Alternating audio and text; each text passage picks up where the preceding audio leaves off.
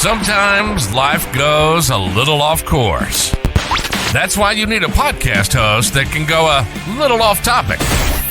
This is the podcast that will give you straight talk about everything life throws at you. Welcome to another episode of Off Topic with Tom Powell. And here he is. This is Tom Powell.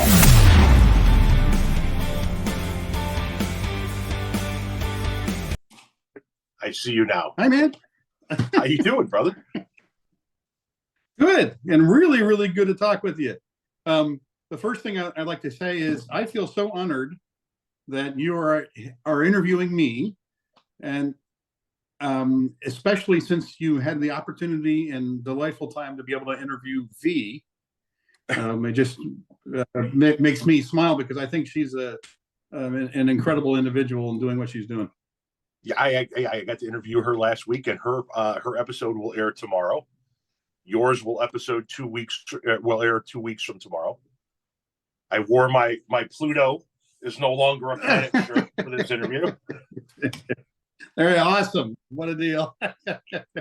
Not to take up your time, Tom, let me offer a heartfelt compliment. I have so enjoyed your engagements online. I've so enjoyed reading your books. And just a tip of the hat to you. I think your clarity of thought is outstanding. Well, I'm blown away by all of those words. As I've said to you in other communications, I am absolutely stunned the man of your stature follows or listens to somebody like me. I like my entire family's blown away. My entire inner circle's blown away. Everybody's like, my daughter's home from college and she's like, "You're interviewing him today? That's awesome." Yeah. I told her, that's great. Everybody's got to be quiet. I've got an interview. So no, I can't thank you enough for doing awesome. This is very cool. And the process that I had to go through to get you on here was seamless. It was very easy. The people there make it quite an easy process. So, but I understand that we can't go over the hour. So I got a lot of questions to ask you. And so I'm going to ask you some of the cheesy questions, and I'm going to ask you some not so cheesy questions. Sure. And one of the questions I would ask some other people, what would you like to hear me ask them? And being somebody that has kids that are both adults, as well as still, as you know, I've got a son that's in 6th grade. My first question to you is probably a typical question you ask. Is this what you wanted to do when you were a kid? A lot of kids with my age, I'm 52. I'll be 52 in May. They wanted to be astronauts. They wanted to be movie stars. They wanted to be this. They wanted to be a quarterback. Is this what you wanted to do? So you're asking a really good question, and it kind of folds into a couple other themes. But the truth of the matter is, this was not on my radar. I was fascinated by the space program. Don't get me wrong. But it wasn't until I was old enough in the Army. When you get to be about 5 years old in the Army goes, "So what would you like to do for a secondary specialty? We know you're an aviator, but what would you like as a secondary specialty?" So I said research and development. They said, "Great, here's a free magazine." And it comes, monthly kind of deal called Research Development Acquisition. And then the first issue that I received, inside back cover, the article was Profile of a Typical Army Astronaut. So I read through this article and I went, holy cow. If they had said brown eyes, that's me. So that was the spark of considering, and it wasn't until a couple of years later when the Army started publicizing a request for more in accession that NASA was going to go through, that we should be submitting our applications for applying for the program, that I actually did so. So it was that spark of what a typical Army astronaut looked like that got me going. Interesting. Because I don't know of anybody that I grew up with that said, I want to be this when they were, a kid and wound up being that. And so when I see somebody like you who winds up being something that a lot of us aspired to be, I'm like, man, did his life just work out the way he wanted it to the whole way? Because that's even better, than getting to go into space, having your life work out the way you expected it. And to be honest with you, when we got to junctions in my career, or decision points in my career, I tended to lean towards the more difficult path because I would feel bad later. I think in my head, I would feel bad later if I hadn't tried a more challenging approach. And some of those things led to, for lack of a better term, a resume that would be applicable for applying. And that's how that happened. Cool. I want to talk to you obviously about what you're doing now, but I also want to talk to you. I want to talk to you about the time that you spent in space. And I got a bunch of questions about that. But from my perspective, as somebody who is married, has kids, has a family dynamic, what I'm really curious about is how much of a toll, what kind of, your wife's got to be understanding. I mean, you spent 6 months on the space station, right? That's very true. Yeah. So what kind of a toll does that take on the family life? So you're asking a good question, and I should first start off by saying we come from an Army background. My dad was in the Army, and so we bounced around the world with him. When I went into the Army, and Peggy had very graciously accompanied me, we would deploy to places, or we would move to places. And so I hate to say it this way, but we kind of got into a mode of flexibility for the family and supporting, to be quite honest with you, what I did. We got down to Houston and the opportunity to work as an integrating engineer while I awaited the next interview process to be competing for the selection. And then once selected, we got to stay in one location longer than we've ever stayed anyplace else, basically. The truth of the matter is enough strength in the family background and foundation makes it possible, makes it strong enough to be able to do that. And to put it in perspective, Tom, I got to fly on space station. I got to travel around the world quite a bit in training, but nobody was shooting at me. Which is a definite bonus. I mean, yep, until the aliens arrive with the lasers, and then, who knows what's going to happen. Right. Exactly right. So how many missions have you been on to space, if you don't mind me asking? Just the one. I launched and landed on a Russian Soyuz, and I was up there for just under 6 months. Just understand. And listen, when I think about getting launched off of the planet, there are days when I'm like, okay, I'm down, get me out of here. But generally speaking, from somebody who obviously has absolutely no background in it whatsoever, the thought of it is frightening. Were there any moments when you're participating in this where you're like, man, this is really, really scary? Or was it just kind of like, yeah, man, this is what we do? I hate to say it this way, but you nailed it. This is what we do. We go through so much training. We are operators generally, coming from the communities that we come from. We're operators focused on executing, operators focused on the mission, and we go through so much training about systems, about if-thens in the rocket, and if something bad happens, what are our options? And these have been so well scoped out in both the engineering design as well as the training program. Think of it as a pilot in an aircraft. We have well-trained, well-honed procedures and reactions for off-nominal cases. And so, no kidding, when everything goes well, we don't have to touch a thing. But we're there to correct things when things go bad. So no, we were focused on operating for that mission.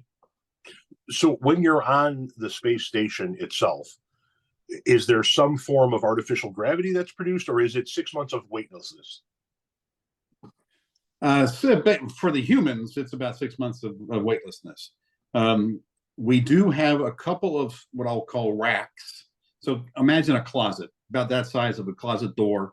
We have some racks that have some small spinning centrifuges in them, occasionally for doing zero-G microgravity comparison with, a 1G environment, or some gravity in between 0 and 1. But in terms of humans, no, it's all free fall. It's all microgravity.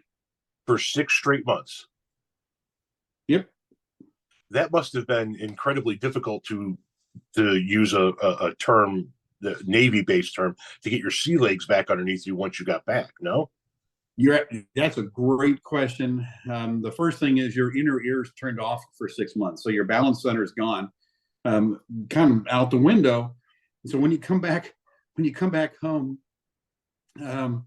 they carried us out of the Soyuz and they put us in these great lawn chairs in the middle of the Kazakh grassy plains, which was a wonderful aroma, just to be able to smell the grass and the air.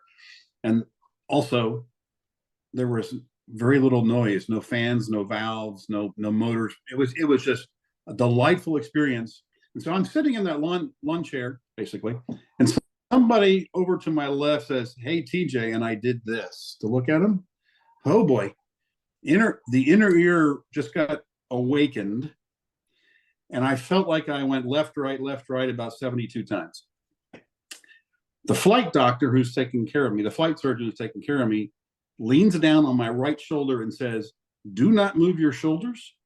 Do not move your head without moving your shoulders, or I'll grade tape your head to your shoulders." Wanted me to move like this to protect that kind of response. And I went, "What was that?" Oh, another 72 swings back and forth. And then there was a photographer who I know pretty well about 20 feet in front of me and says, "TJ, how you feeling? You okay?" Well, Tom, there's only one answer to that question, and it's yes. Left, right was evocative.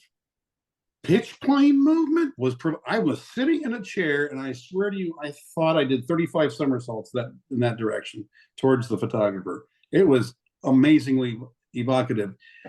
When I got back to Houston, and we started doing the recovery process, and I'm trying to run on a treadmill, I couldn't pick up, I was not used to picking up my feet high enough to run on the treadmill, so that the treadmill was sandpapering the bottom of my shoes. And after I got done running on the treadmill, there was a pile of, pilly rubber at the back end on the floor of the back end of the treadmill, because it's very difficult to get your movement back pretty quickly. It took me a couple of weeks to get back to the point where I could drive. Man. Now, you talk about the flight surgeon and the physical rigors of going into space and all of that. You had to have been listen, flight surgeon would ground me for sure, okay? But you guys got to be in really top physical shape to be able to do this, no? Yeah, we got a really good exercise program, of course. We got good health care, we got good fitness regimen, and you also want to be extremely fit before you launch, because when you go into microgravity, there are deleterious effects. There are bad things that are going to be happening to your body. So you want the margin to be able to withstand some of the decrement in like bone strength, for instance. On the other hand, we also have a very good exercise program on board ISS. That was going to be my next question is, could you work out up there? Oh, yeah, absolutely. So for us, we have an ergonometric bicycle. We also got a treadmill that we can wear a harness that anchors us down to the treadmill, and we can run on the treadmill. And we've also got a weightlifting machine for weightlessness. We're actually pushing on pistons that have evacuated cylinders. So, vacuums are pretty strong. So the more we crank up the resistance, the more we can weight lift a total, dead weight, basically. So to give you an idea, our pre-flight regimen, one of the things that they do is they have us do a leg press, and they set a baseline that they want to compare to when you come back. And so I was able to set a record for the space flyers of being able to leg press a half a ton. So now that I say that, I'm kind of puffing my chest out because that's pretty manly, right? But the exercise program is so good that when we returned, I beat my record by 15 pounds. So nice. We have a really good exercise regimen on board where we're exercising 2 to 2.5 hours a day. See, I would have been turning off those pumps and all of those gadgets, and I'd have been up there just cranking 1,500 pounds. But there you go. That's just me being a goof. Okay, I've got a couple more questions about space before we get into what you're doing here. Sure. 6 months is a long time. And so even if you absolutely love what you do, and I can tell that you love what you do, there has to be some part, Yes, sir. or there have to be some parts of being up there for that period of time that you just look back on and you're like, man, that was just, I wish we could have done without that portion.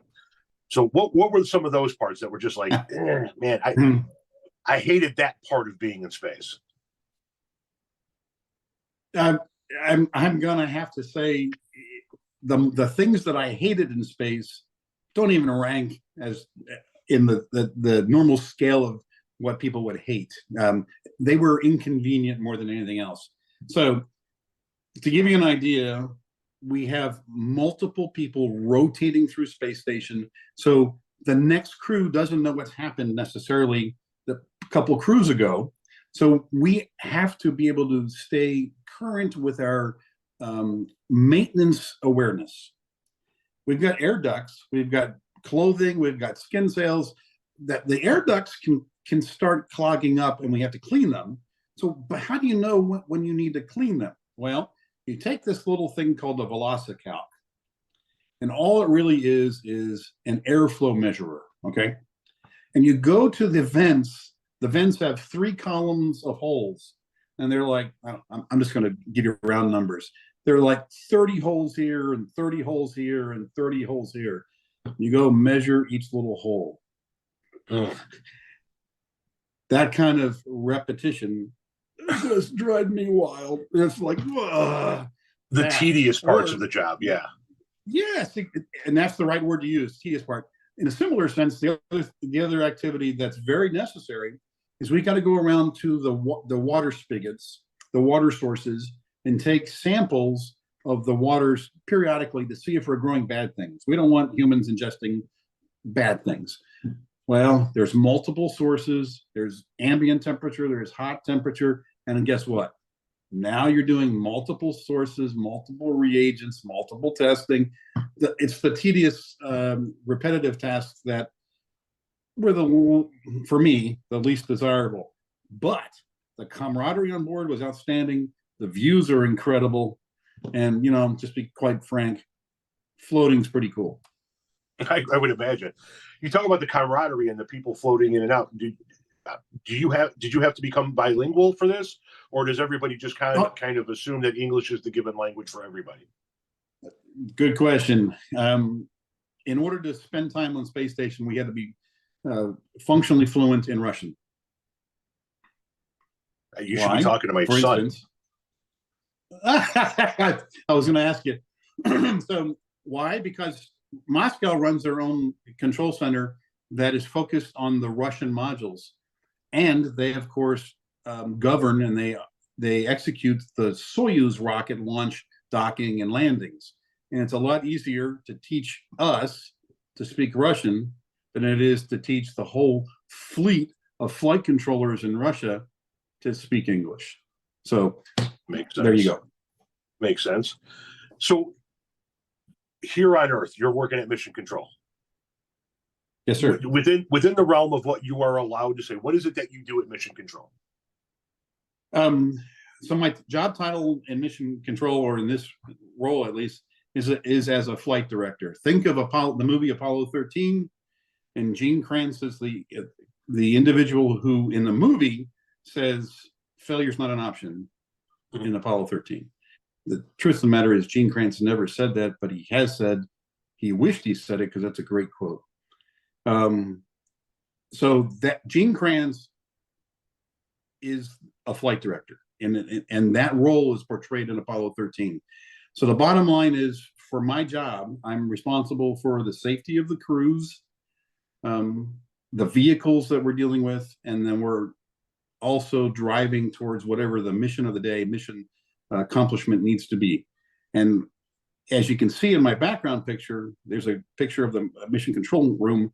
And when I sit in that room, I've got individuals who are focused on specific disciplines, whether it's thermal, whether it's power generation, whether it's regeneration of the fluid systems, or the right kind of CO2, O2, nitrogen balance, mix, that kind of thing. The communications, the command and control boxes on board. I've got people, disciplines, who work for me in order to make that shift as successful as possible with those big three: safety of crew, safety of vehicle, and then the mission. Hey, you mentioned Apollo 13. I've actually been watching Apollo 13 over and over the last 4 days. My wife says that I've been doing my homework and I've been prepping. I love the movie, and I wanted to kind of just refamiliarize myself with it before you and I had an opportunity to talk, because it is obviously one of the space movies that is most well known. So if Gene Kranz is the flight director, and this is going to be the easy way for everybody else listening to the podcast to understand, if Gene Kranz is the flight director, and I thought that was an actually, it was portrayed excellently in my opinion. All of those people in front of him are who you're talking about. What are they? What are their titles? Is there a general title for them, or is it individual, like FAO, flight, things of that nature? So you nailed it. They each have their own title, but collectively they're referred to as flight controllers. Controllers, okay. And I'm the flight director. Yep. So you're the guy. So each of the somebody, I don't want another estimate. I want the procedures now. Right. Nice. So you're the guy not to aggravate in the room. and many people look at it that way. We can be scary, and so no kidding. Part of the real life social dynamic is, yes, we can be scary and we have to be driven, but we also have to be approachable in order to get the right kind of information out of the right discipline. We don't want to shut down those communications, right? The clarity of thought and the precision of communication is key to doing what we do. Do you? This just popped into my head. It wasn't in my notes, but do you prefer what you do now here at Mission Control, or do you prefer what you did up there? Like, if you had your choice, would you go on a mission, a 2 to 3 month mission every year, or would you just stay on the ground? You're asking a question that I have not considered before. Let me answer the first question that I heard you leaning towards. I had a lot of fun, and I was very productive when I was on board ISS. I am very grateful for that fun, and I was very grateful for the way we could contribute to the overall space program. That was the fun part. Now I'm doing the hard part. And in order to enable others to be able to get to contribute like I had the opportunity to, we've got to do an awful lot of work, Tom, to be able to prep for that and train for that, and then actually execute the mission. And it's a harder job being on the ground. And I mentioned earlier that throughout my career, I've tended to choose a more difficult path. If I had an option between two roads, I typically chose a more challenging path as opposed to the easier path. And as a result, I think I would stay in this job, but I've been on orbit. So if I had not been on orbit, I'd go back. I would toss my hat in the ring to go to orbit, right? It's kind of also like, no kidding, someone gives you a diamond and it's a very precious diamond, but then over weeks, somebody gives you more diamonds and more diamonds. And that first diamond kind of loses its overall sentimental value to yourself, right? So the truth of the matter is, my mission on Expedition 22 and 23 was very, very special. The folks that I got to fly with are cherished individuals. I don't necessarily want to dilute that right now. And I know that what I'm doing here on the ground as a flight director, as a coordinator of the teams is contributional. And that's what I want to do. So when you went to the space station, the International Space Station, you flew in a shuttle, correct? Launched on a Russian Soyuz. Oh, okay. So the reason why I was asking that question was to follow up with two other questions, which is, I guess one of the things that people have been asking me since they've heard that I'm going to interview you is, like, do we have a shuttle, or do we have a fleet of shuttles? Are there more than one? And one of the questions that kept popping up from other people to ask you was, okay, so you're up there, you're in the space, International Space Station, and something goes, God forbid, horribly wrong. What's the contingency? Do we have a backup vessel to be able to send people on a rescue mission? Okay, so a lot of questions there. First, I launched on a Russian Soyuz from Kazakhstan, and I landed in the same Russian Soyuz later in Kazakhstan, 6 months later. When I flew to space station, our fleet of space shuttles consisted of 3 space shuttles. Since we had 4 for a long time, but we lost Columbia. And at that point, we only had 3. While I was up on space station, I actually got visited by all 3 space shuttles. And because of some of the science that I was involved in, I actually had to go sit in the commander's seat of each of the shuttles to do the science that they were doing. They were doing spinal elongation studies, and we were using the seat as the 0 mark to measure from. So I actually been on all 3 shuttles, but only while they were docked to space station. And then to get to your bad day scenario, we are not to have more people on space station than we have seats for bailout. So my Soyuz had 3 seats. So we brought 3 people up. While I was up there, there was another Soyuz and another crew up there. So we were not able to have more than the number of seats for people to depart. We've got procedures, we've got conditions and contingencies that lead us to tell the crews on board the ISS that we need to get out of town quickly. So go to your vehicles and depart. Now on space station right now, there is a Soyuz and there is a SpaceX Dragon that has 4 seats. So the long duration crews that are up there have their return seats. Right now also, we've got a private astronaut mission that's going on that has 4 additional people.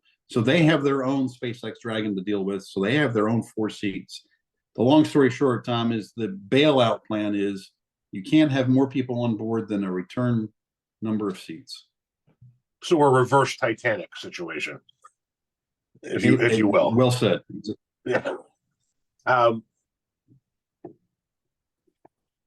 One of the things that like I said, everybody's been throwing questions at me. And one of the questions that I had early on was, how does the newly formed Space Force interact with NASA? What is that relationship like, and what do they do that you guys don't already do? So in the grand scheme of the formation of the Space Force, it falls under the DoD arrangement, which we do not. And as a result, the things that the Space Force are focusing on really aren't interacting with NASA on an operational basis. I will say that part of the reason that the Space Force exists is to basically preserve and protect some of the space assets that we have on board, like some of the critical satellites that we have up in orbit, not a low Earth orbit, mostly higher than where the space station flies, but we do use, say, for instance, GPS. We do use that we're using on our vehicles that are coming and going from space station. And our space station also talks to GPS. So in terms of direct coordination, nothing. But in terms of using some of the stuff, some of the assets that they're managing and worrying about, we do use those services. So if we are to view, and I know that just a couple more questions about this particular subject, if we're to view Space Force as sort of, for lack of a better way of putting it, our Air Force for the space, our another branch of the military, but to defend us in another realm, outside of our space. Do you anticipate that we are actually going to have, say, a fleet of pilots flying around space, kind of like we have pilots in jet fighters down here protecting our airspace? It's an interesting concept. A little bit, the physics is going to be tough to do exactly what you described. However, it leads me to start talking about what we are trying to do with NASA as we speak right now. For a long time, we've been going around in circles in orbit around Earth to do research. That's the real reason to go there. What we want to do as a part of the national will, part of the international collaboration, is to go farther away. Let's get out to the moon. Let's see if we can build a space station, not the same kind, but a space station there that people can go dock to around the moon. And then from that space station, do lunar sorties, go down to the surface, spend some time, come back up to the space station. So, and then ultimately, once we get our operations down, once we get the logistics down, once we get how to do the coordination down, we're going to take those lessons learned and those processes and start targeting putting humans on Mars. So notice what I just did. I took the government effort from low Earth orbit, went further away to the moon, went further away to Mars. But what's happening behind that? Behind that, we've got other entities who are going to want to start doing operations in low Earth orbit, whether it's commercial vacation hotels in orbit, or whether it's additional space station type destinations that they can do microgravity research, those sorts of things. I do see multiple commercial low Earth orbit destinations that are start coming behind as we move further and further away. Do you anticipate a colonization of other planets such as Mars in not the near future, but in the future? Yes. If everything, let's see if I say this right. If everything goes right, we're targeting Mars, boots on Mars, mid-2030s. Just, smudge somewhere in there. But why go and come back?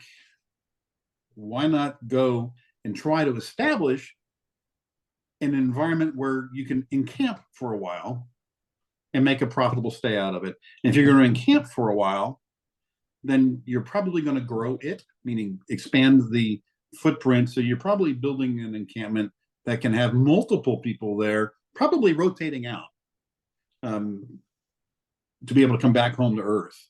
The interesting thing in the grand scheme of timing is the most efficient way to get from Earth to Mars involves the shortest legs of transit between where Earth is and where Mars is going to be.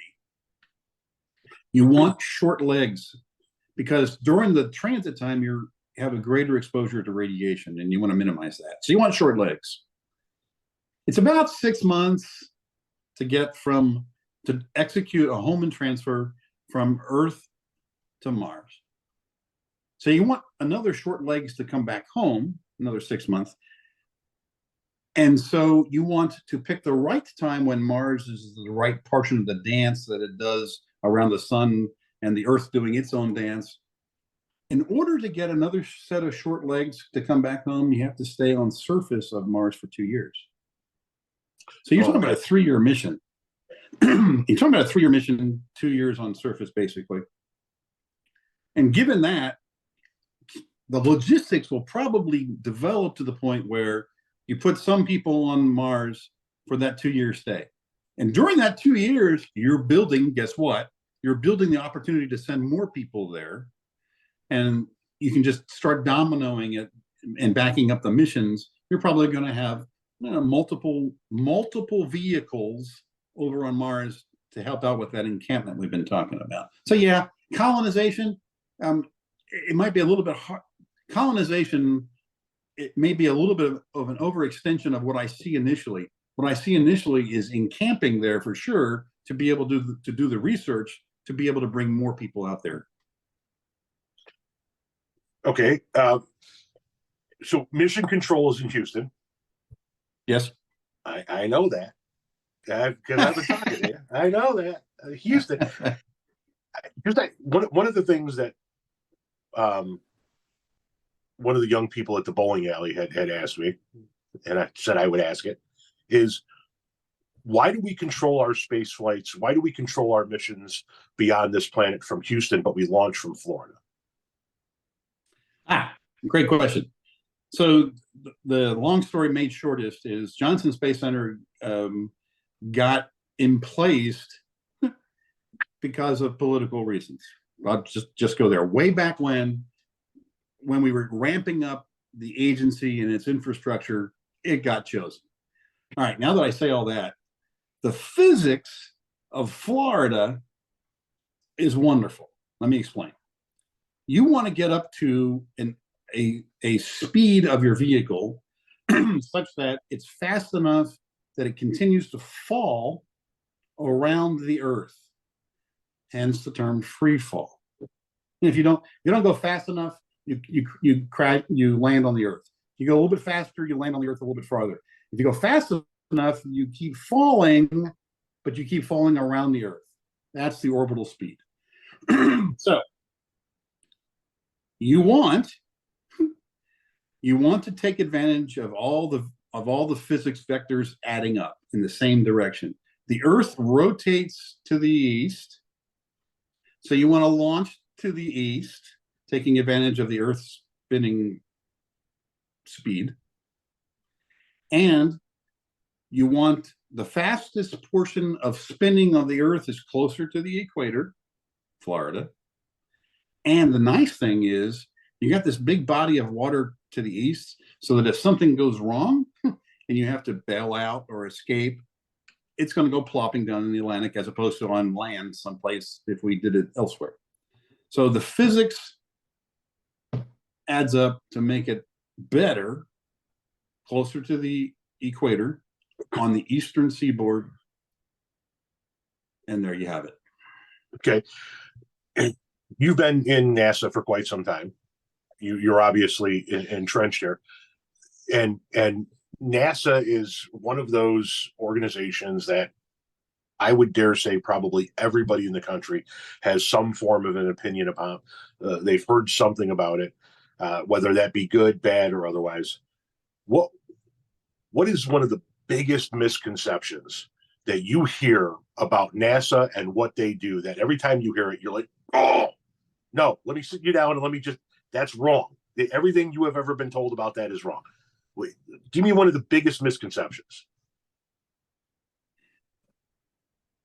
That the cost of what we do is outrageous. Let me simply say, of all the agencies in the U.S. government, besides the IRS, NASA is the only agency that has a return on an investment.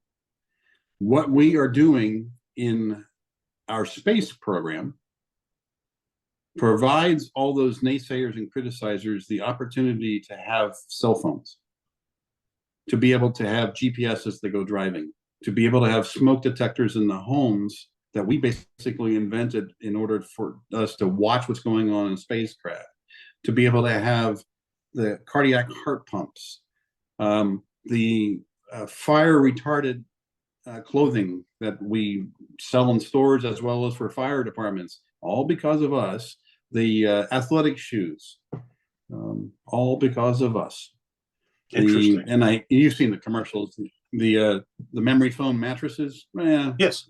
That foam, we don't have beds on orbit to lay down on, but that foam technology is something that has been adapted to the sleep industry. But there's a lot of what we do today that came from the space program. The reason we have phones that fit in our hands today is because in the 60s, we had to learn to make things smaller. We had to go through the miniaturization process in order to reduce the weight that had to be lifted to get to the moon. That miniaturization process has trickle-down effects that gets to consumers, and that's what we're talking about. So you mean this doesn't work anymore? yes, I actually was using one of those too. This was my dad. Exactly. This was my father's cell phone back in the day, and I've kept it all these years because I just find it so fascinating that we used to carry bricks around with us to talk to other human beings. That's a good defense mechanism right there. That is. It is. It is. You can swing it around. You can do all kinds of things. That's right. Speaking of the moon, why don't we go back? We're going back. When's the last time we were there? So what I'm about to tell you doesn't completely answer your question, but work with me here for a second. We've launched an uncrewed Artemis 1 vehicle and went out beyond the moon. This was a systems test, tech demonstration. Do the things work the way they're supposed to? Do the heat shield work? Or navigation or communication? Blah, blah, blah, blah. Artemis 2 is going to launch next, or is targeted to launch next August. Not this year, but next year. Artemis 2 will put people on board. Now we've got all the human factors that have to be accounted for, to include recycling and can we manage the CO2 and all that kind of stuff. They are going to go out beyond the moon and return. Artemis 3, say a couple years later. Date hasn't been picked yet, really sharply. We're putting boots on the moon. Artemis 4 and beyond are going to go to this space station around the moon that I told you about called Gateway. So it is our plan to put boots back on the moon within the next 5 years. Interesting. Okay. Is there a reason why we stopped going? Finances. Yeah. Just So finance. we had rockets built to go, more Saturn V's built to go do more Apollo missions, but Congress killed the budget. As tends to happen from time to time. So when you're up there, and I listen, you're controlling things from down here, and so you have to control how everything happens up there. One of the things that I imagine is, well, for me anyway, would be fairly complex. For you guys, probably not. From both an on-the-ground standpoint and an in-space standpoint, is the continuous resupply of what is needed in order to stay on a prolonged mission. One of those resupply issues, I imagine, I don't know, would be some form of fuel. With the revelation now that we've reached fusion, do you anticipate that drastically altering the way our space flights are carried out? Do you guys anticipate, for example, just to kind of dumb it down, a space shuttle no longer running on rocket fuel, but maybe being fusion propelled? So we've got a little bit of experience with nuclear fuel for some satellites, from deep space satellites. But that's on a much smaller scale, and humans are not, we're not involved in those launches or those vehicles. Ultimately, yeah, but it's probably going to be not the next generation, but the 2 or 3 generations away from now. It's going to take a long time. One, to get our arms around the legals of doing that, but the technology to be able to wrap it safely so we don't hurt people, or in case we have a mishap, hurt the area that we come down in, all that kind of stuff. Yeah, the technology will get to the point where we need to be able to use much longer sustaining fuel systems so that we don't have to refuel them. But you pulled on a key point. Tactics is for beginners, and logistics is for the pros. So I say that because when you get in the study military history, you get into military conflicts, really the targets are the logistics centers, the factories, the travel, the railroads, right? So in a similar sense, the stuff we're doing for space station, the stuff we'll be doing for the moon and Mars, really the hard stuff is the logistics, is the ultimately hard stuff. We got to be able to plan the resupply, plan the usage rates, plan how we're going to get the timing right so that we get everything we need to ahead of time, so that you have repair parts, duplicates of things. So yeah, you're touching on a really, really good thing, Tom, both on fuel, what you mentioned, but overall supply system to be able to outfit these destinations appropriately for humans to be there is a real mountain of a problem to solve. Well, as somebody that owns 4 semis, I can tell you that our supply chain issues on the planet are hard enough to deal with. I can't imagine what it's like up there. Back in the day, when all of this first started, and I know that we're getting down to just a few minutes left here. Back in the day, when the space program first started, there was this the race to space. That we were competing against the Russians and who's going to get there first. Is there still this sense of competition among nations when it comes to space exploration, when it comes to innovation with space exploration, and who's going to be the first to do this, who's going to be like you mentioned, going to Mars? Are we still in competition with other major nations to be like, no, we're going to get there first? No, damn it, we're the United States, we're going to get there first. So the honest answer is there could be, if a nation wants to do it by themselves. I don't see that happening, but the resourcing in order to do that by a single entity country is astronomical, no pun intended, astronomical. I don't see it being functional. Our plan to go forward to get to the moon, our plan to go forward to get to Mars involves international cooperation. And that's one of the really good. Absolutely. And to tout the goodness of what the space program, or a huge goodness of what the space program has been able to do, is how we've been able to cooperate with, well, right now we've got 15 countries in our consortium, basically working with the International Space Station, and the ability to work with folks from other countries, other cultures, and to be able to focus on the goals together and the benefits together is an absolute human boon. It's a good thing. I asked that because we talked earlier about the creation of the Space Force, and the creation of the Space Force seemed to be, for lack of a better way of putting it, an indication of our intent to somewhat militarize outer space. We're going to protect our assets. We're going to put a newly formed division of our military in outer space, and that can sometimes lead to a tense sort of situation with, oh, you feel the need to militarize out there. Well, then maybe we should militarize out there. And the next thing you know, we've got competing fleets, so to speak. No, so you're pulling on a good point. The truth of the matter is we've got so much invested in the realm of space for national support. It becomes a good thing to have an entity, Space Force, entity overseeing what it takes to basically protect our assets. Are they able to manage those assets to be able to do the right kind of things in order to be able to save those assets or protect those assets if we have folks with other intent? As far as NASA is, we are a non-military institution, and we're not getting involved in the military aspects anywhere around the world.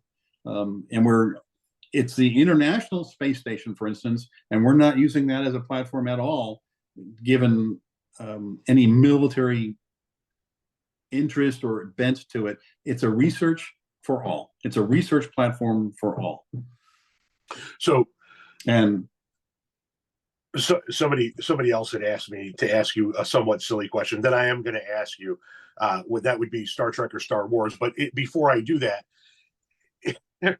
you guys are the Star Trek of the real life space explorers. You guys are there to explore, to study, to not be confrontational, to figure out what comes next in our lives. Correct?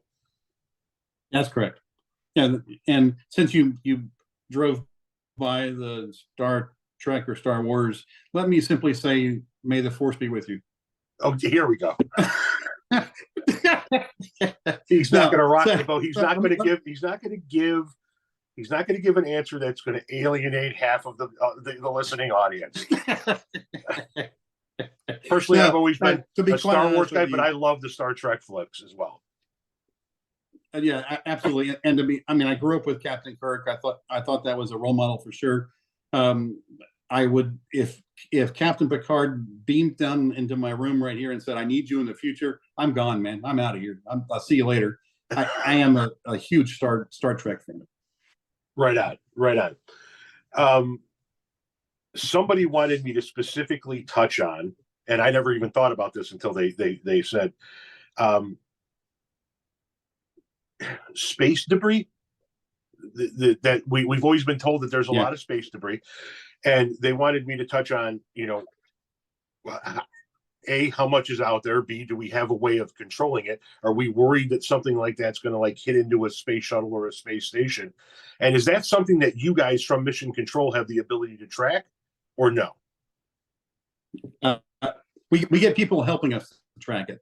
So space, the the folks who do the scanning of the skies have cataloged quite a bit of space junk, space debris. And they will call us and say, you've got an incoming conjunction, and the time of closest approach to space station, for instance, is blah, blah, blah, blah.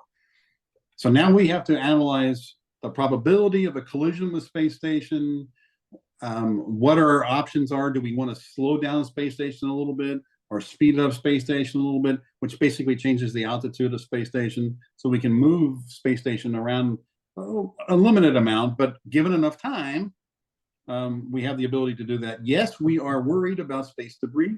We've got special shielding that's on space station, at least for the front half of the station. The special shielding basically allows for a micrometeorite to hit it and then pulverizes it before it gets to the pressure shell. So it's dust at that point. But it doesn't necessarily prevent a penetration, and that's something that we worry about quite a bit. We don't want to lose the air on the inside, right? So the folks that keep an eye on the skies, they let us know that they're tracking something, and that it's going to come close. We start analyzing. NASA starts analyzing the probability of collision, and then if it's high enough of a probability, then we will take movement action of space station. We also, for incoming vehicles that come to station or departing vehicles that go to land, we also do that same sort of analysis of along their path, do we expect a conjunction to be a factor or not? You mentioned something earlier that caused something to click in my brain. You talked about the studying of spinal cords in space. Yeah. And I remember reading, is his name Mark Kelly? He was an astronaut from, I believe, Arizona, who is now, I believe, a senator.